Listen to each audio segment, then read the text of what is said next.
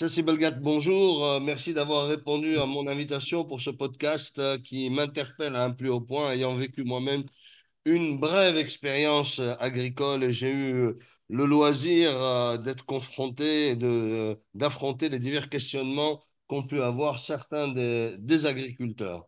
Alors, comme première question, évidemment, celle liée au stress hydrique.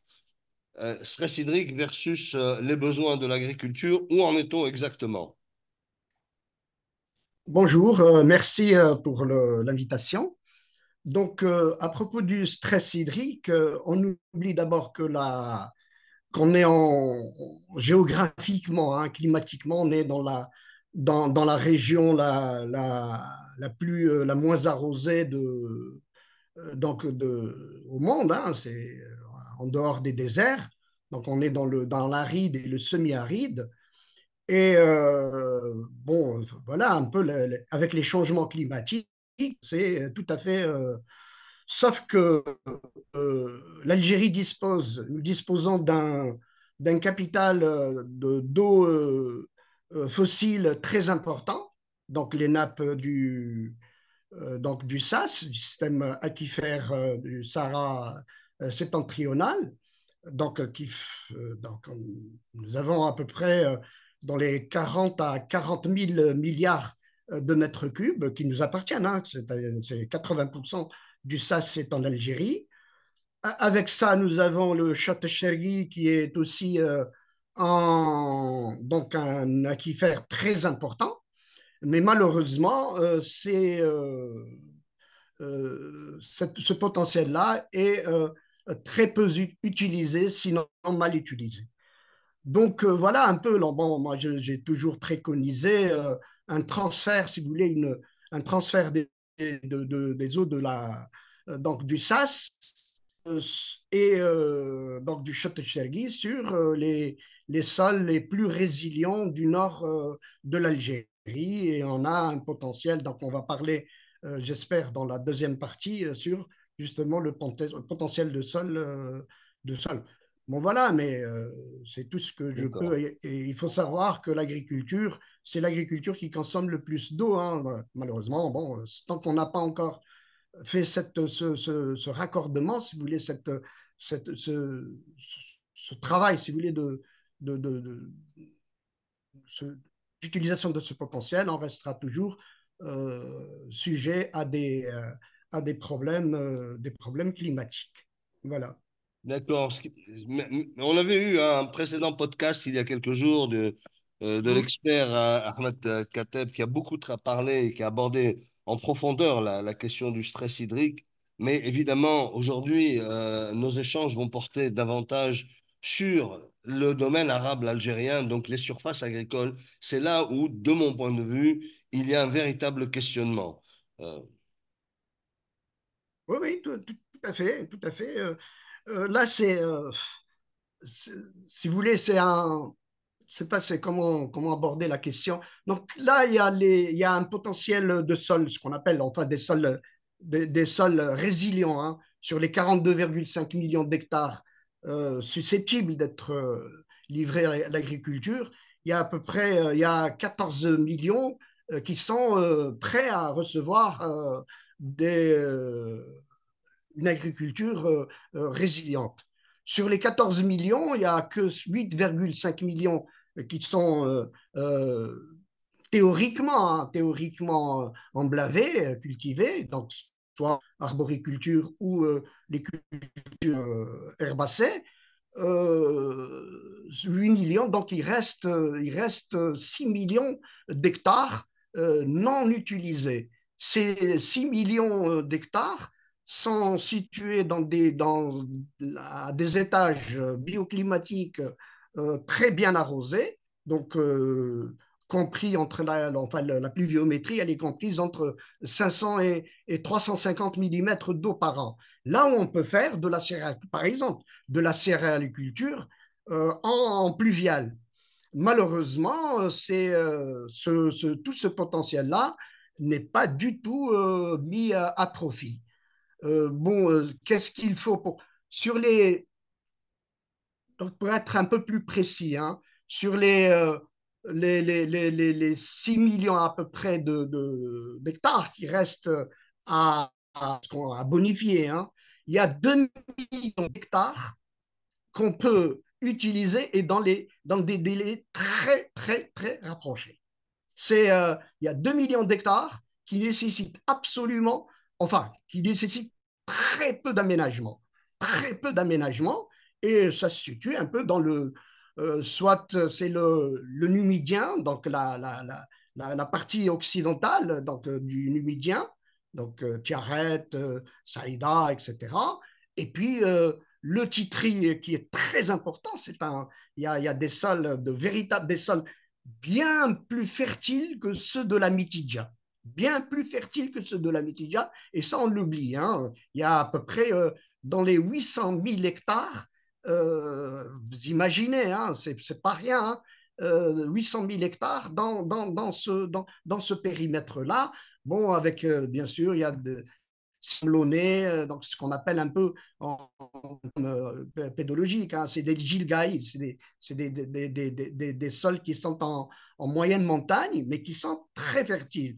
Et en plaine, rien que dans le Titri, on a 240 000 hectares. 240 000 hectares, il y a à peine 80 000 hectares qui sont utilisés dans la plaine des Binisli même. Donc voilà un peu le. Et puis vous avez tout le sud constantinois, pareil, la même chose. On a des sols qui sont fertiles, donc qui sont résilients, mais bon, on est encore en tâtonne et on s'embarque un peu dans l'agriculture saharienne. Je ne suis pas contre. Bon, l'agriculture saharienne, on sait qu'on a à peu près 2 millions d'hectares qui sont exploitables. Hein, c'est des sols limoneux. Il y a 800 000 hectares déjà qui sont affectés à la phéniciculture, donc aux palmiers, aux cultures oasiennes. Le reste n'est pas du tout n'est pas exploité. Donc il y a encore de la marge. Même au Sahara, il y a de la marge. Il y a à peu près, il y a l'équivalent de 1 million, 1 million 200 000 hectares susceptibles enfin, de recevoir une agriculture, mais une agriculture, ce qu'on appelle une agriculture écologiquement intensive. Écologiquement intensive, ça veut dire qu'il faut faire très attention aux intrants, il faut faire très attention à l'irrigation. On ne peut pas cultiver des cultures d'été en plein Sahara, même s'il y a de l'eau. Il y a en plus du stress qu'on appelle le stress hydrique, il y a le stress thermique. Aucune espèce végétale ne peut supporter des températures à plus de 56 degrés, 50-56 degrés en dehors du palmier dattier. Et ça, on le sait fort bien. Voilà un peu le. Donc, il y a de la marge, mais bon, on est encore bloqué par si vous voulez, cette sous-utilisation du potentiel de sol entre guillemets arabe. Il faut rajouter à ça, donc on a sur les 8 millions 500 000 hectares donc de la SAU, la surface agricole utile, il y a 37%, vous imaginez 37% qui sont en jachère. Donc, ils ne sont pas exploités. Ils sont exploités soit une fois tous les 2 ans ou tous les 3 ans.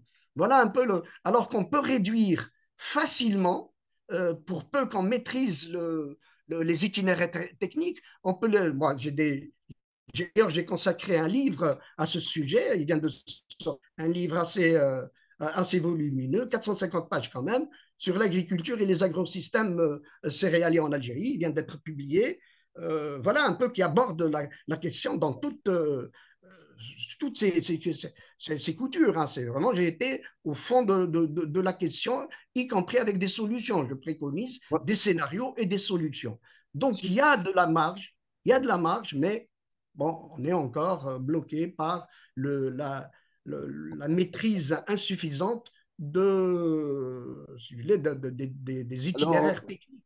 alors, le tableau de l'agriculture est bien sombre au regard de son potentiel, au regard Ouais, de la ouais. disponibilité et au regard des défis que l'on veut véritablement surmonter, en particulier celui de l'autosuffisance alimentaire. Alors, qu'est-ce qui bloque? Est-ce que ce sont la logistique, la technologie, les hommes, peut-être même les institutions qui ne comprennent pas réellement ce qui est en train de se passer? À votre avis, Ouais, qu'est-ce qui est en train c'est de se passer? c'est le choix du type d'agriculture. Quelle agriculture? Quelle agriculture? Quelle Mais le agriculture, c'est choix, ça. il dépend, et le choix, il dépend réellement des compétences et des hommes de terrain et des institutions, puisque ce sont des Les politiques. institutions. D'abord, c'est les institutions. D'abord, les institutions. Il faut que c'est à l'État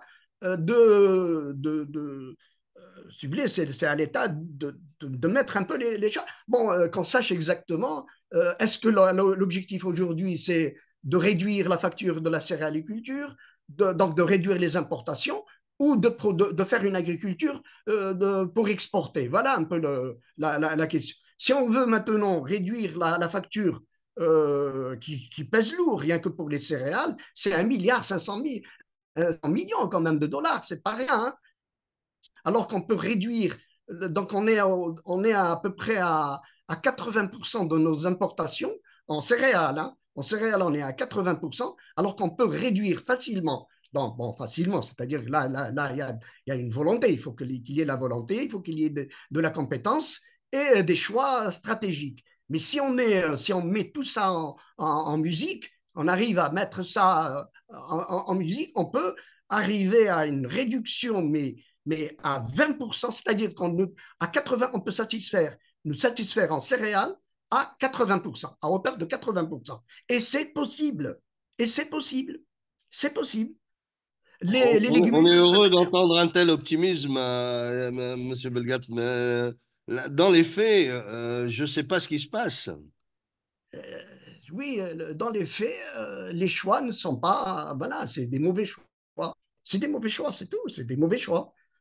Sont des choix parce que bon, il n'y a pas encore cette volonté d'aller dans le truc, le vif du sujet, de poser la question, de réunir toutes les compétences et de dire bon, maintenant, on arrête un peu les dégâts, on travaille, on travaille sérieusement. Et bien, on en vient en fait à la dernière question, parce que vous avez dit tellement de choses extrêmement intéressantes, et surtout celle du leadership dans la conduite véritablement du programme agricole algérien, une vision, un leadership et surtout que les gens se mettent au travail et qu'il y ait une coordination avec les grands experts, les grands experts. Il y a actuellement tout un programme d'incitation. Peut-être pour conclure, on va faire rapidement sur les programmes d'incitation deux, trois mots. Mais surtout, je voudrais avoir aussi votre avis sur les cultures actuelles. On est en train d'emmener les gens vers le colza, vers la betterave, vers le tournesol. Ça m'intéresserait d'avoir votre point de vue là-dessus parce que on a l'impression que c'est comme le yo-yo. Un jour, c'est magnifique, le lendemain, ça va pas. Absolument. Voilà. La question donc, du colza et du tournesol sont greffés à la céréaliculture. Sont greffés à la céréaliculture parce que quand on n'a pas réussi à poser et à résoudre la question de la céréaliculture et de l'élevage, bien entendu, ces deux éléments qui sont liés, on a bifurqué sur les oléagineux, le colza et le tournesol. Le colza, il est possible en rotation, il est possible de l'associer à la céréaliculture en, sur les sols du système donc un peu les sols du Sahara. C'est possible parce que le colza va demander des sols très légers. Par contre, les sols du nord, en dehors du littoral, c'est des sols lourds. C'est des sols lourds et le colza, c'est un échec. Ça a été un échec et ils ne veulent pas l'admettre. Ça a été un échec. Bon, le colza, c'est possible. C'est possible. C'est possible, on peut faire avec une alternance dans la rotation, à seulement rotation, donc en milieu désertique, on peut mener du colza. Le tournesol, c'est quasiment impossible. C'est quasiment impossible. C'est une culture d'été. c'est une culture d'été. Quand on a des températures qui vont jusqu'à 50 degrés, donc là, c'est une exportation de l'eau verte, donc de l'eau agricole, une exportation très, très importante. Et cette eau virtuelle, ça coûte de l'argent. Alors qu'on peut, par contre, les céréales viennent très, très bien avec toutes les légumes. Et on est en. Là, les légumineuses, non seulement qu'elles sont beaucoup plus intéressantes en matière de fertilité des sols, donc ça fertilise les sols, mais avec les légumineuses, c'est le développement de l'élevage. Voilà un peu le scénario que les experts sérieux mettent en musique. Ils disent, bon, voilà un peu ce scénario-là. Et il y a des experts qui ont déjà travaillé sur la question du temps de la colonisation et à l'indépendance. Mais bon, malheureusement, les experts ne sont pas écoutés. Voilà. Alors, un dernier mot, ça c'est concernant peut-être les incitations, ou un dernier mot que vous voulez passer, disons, aux décideurs pour ce qui concerne l'agriculture, même si vous avez bien exprimé ce qu'il faudrait faire. Euh, je vous laisse Oui, la parole pour conclure. oui, moi, bon, j'essaye comme tout un chacun, on essaye de faire bouger de faire les choses. Des fois, on est un peu, moi, je vous dis, je ne vous cache pas, une déception quand je vois tout ce potentiel et qu'on continue encore à nager dans la farine, ça me désole, hein, ça me désole parce que c'est de l'argent, et chaque fois, c'est des crises, des légumes secs, crise des céréales, crise du lait, crise de ceci, crise de cela, alors que c'est un pays éminemment agricole, si on veut véritablement se mettre au boulot et dire, bon, qu'on arrête de cette agriculture spéculative. En vérité, les gens, ils vont au sud. Pourquoi? Bon, il faut être très clair. Ils vont gagner de l'argent. Pour gagner de l'argent, c'est pas pour faire de l'agriculture. Ils arrêtent de nous.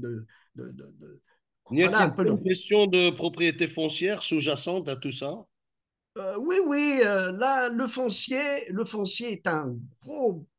C'est le pavé. C'est le problème et on ne veut pas l'aborder.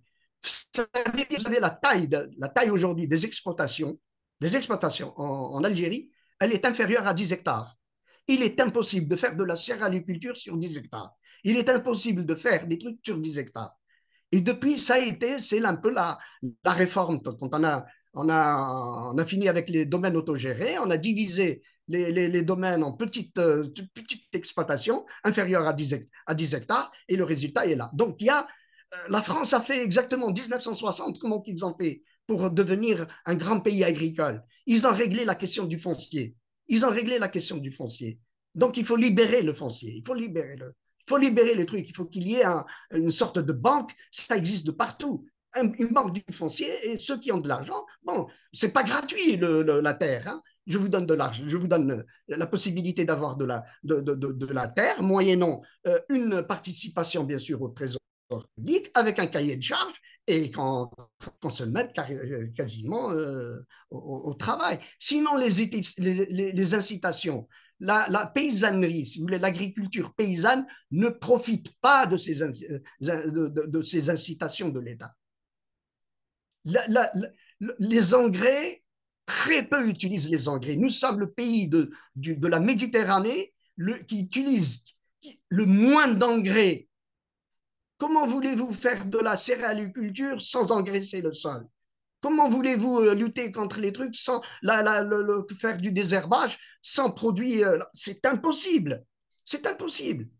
Et là, bon, voilà, un peu chaque année, c'est un peu le remarque, on revient, on refait le truc. C'est les mêmes questions qui se posent et depuis très longtemps. Et on ne veut pas les aborder de manière claire et puis honnête aussi, hein, honnête, et qu'on sache exactement qu'est-ce qu'on veut en faire de l'agriculture et aussi de ce pays. Voilà, Merci beaucoup, Cécile je Belgac. vous en prie. C'était vraiment très enrichissant et je te remercie vraiment pour cet éclairage qui a répondu à la plupart de mes interrogations. Merci. Merci. C'est moi qui